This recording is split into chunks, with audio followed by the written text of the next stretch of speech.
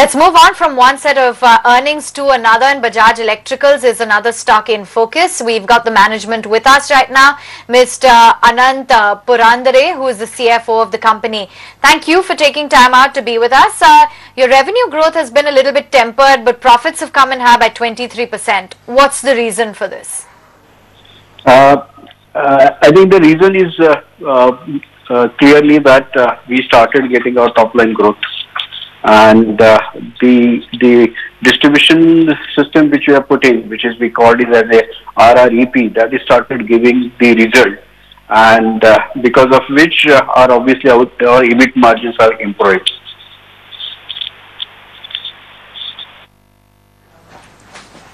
Right, but your margins have come in a little bit soft this time around. What's the trajectory that you foresee, and what do you think will be the key driver for your margins now?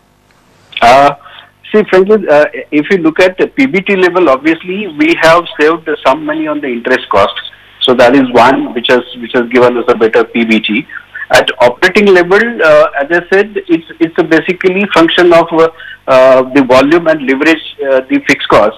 And for the previous quarters, if you see, since we were implementing the new distribution model, our numbers were not growing.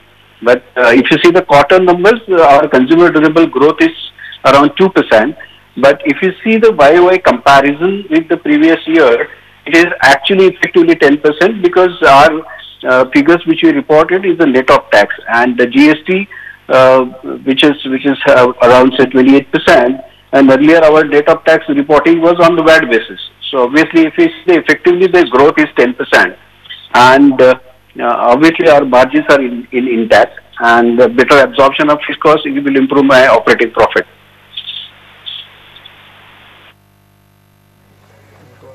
Right.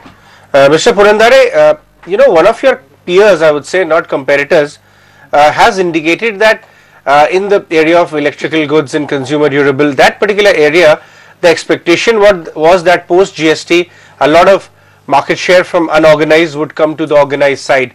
But apparently, the first couple of months, that shift is very slow. How are you observing at your end in the segments you're operating? Are you gaining market share? Or do you think unorganized continues to find out ways to continue business in the same fashion they were doing earlier and are fighting competition hard?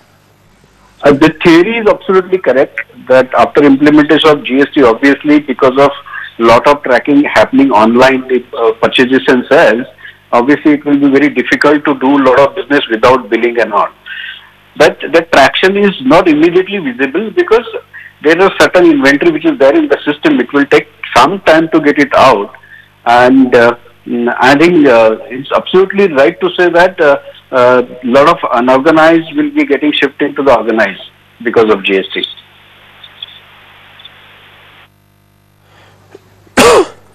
Okay.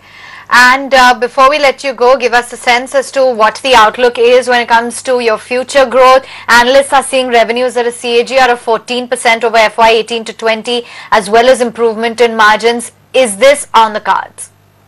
I think it's visible. As I said, that this is the first quarter where we saw that we have started getting growth in the top line, and we are expecting similar performance in the fourth quarter with the top line growth. And our rollout is almost completed, except barring few states, which are going to complete by September 18. And with that, I think we should grow a top line at double digit. And once we see the top line grow double digit, obviously we are expecting our EBIT margin should expand by at least 2% by FY 20. Okay. Right.